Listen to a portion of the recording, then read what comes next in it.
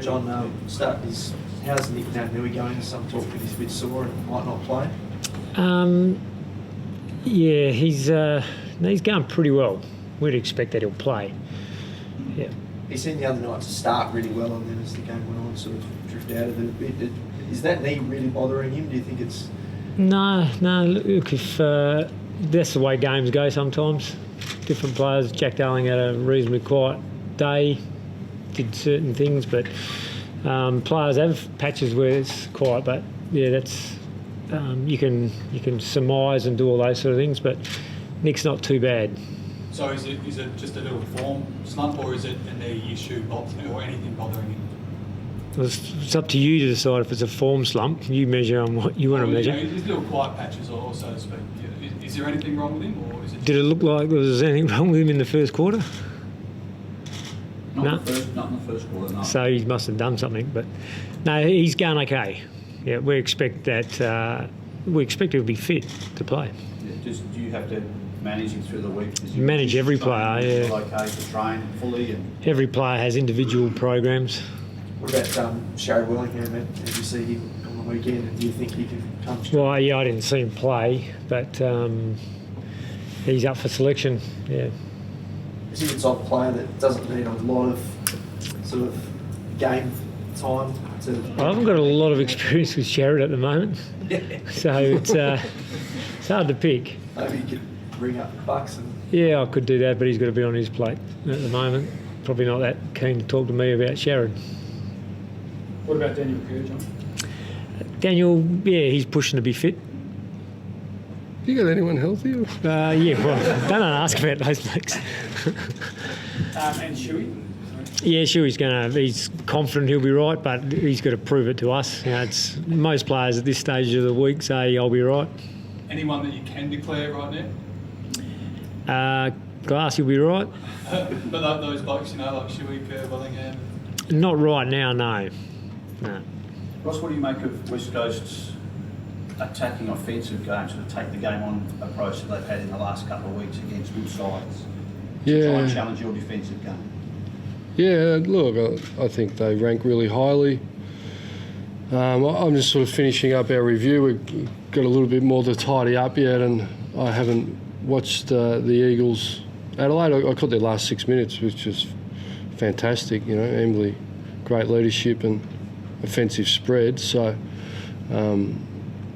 I certainly need to get on the apple and have a really good look at them. And clearly, when you look at the quality of the opposition they've played recently, the Hawthorn was a great game, and Essendon and Adelaide, just from memory, they're playing some very good footy under some challenging circumstances, and potentially some of their very best players to return. So from our end, we expect a really fierce and informed West Coast Eagles, and I think, like all teams, they start at the contest, and then we know their front half is pretty much all there.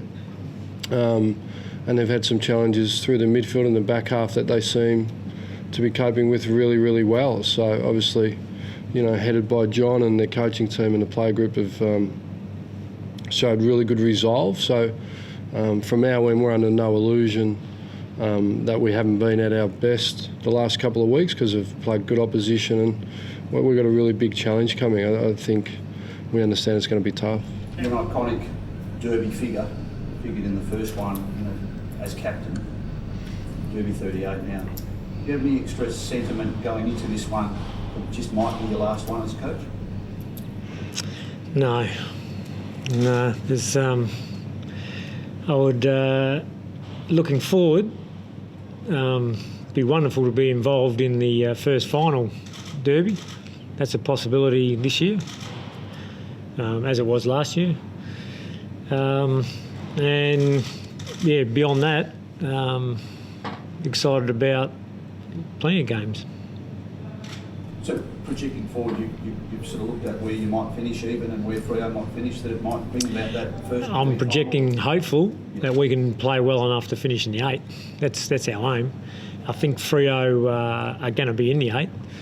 So if that eventuates, then there is the possibility of a match-up. But two really important ingredients, however you structure things up, are Waters gone and Hearn gone in that time.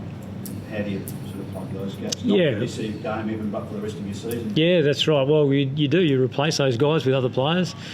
We've got some young players that have been holding up pretty well at times, and different players that bring different strengths to the team. So it's opportunities for guys to play a lot of senior footy and show what they can do.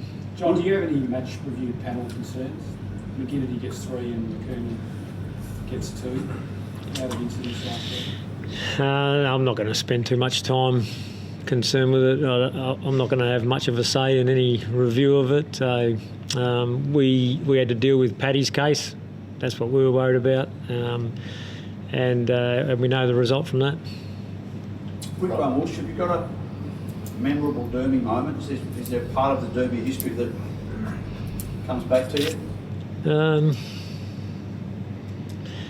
I think I just remember a couple of Brett Heady's marks, really top line marks, but I also remember the famous Wirrapunda McManus clash and Shawnee getting up, kicking a goal after somehow getting up and then being able to kick the goal. That was obviously an amazing footy moment.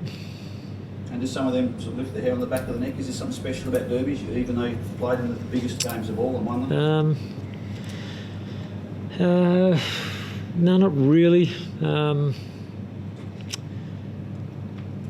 they're just they're derbies, so they are. They're not a normal playing another team from another state. It's West Coast Fremantle, so it's a wonderful part of footy in this state.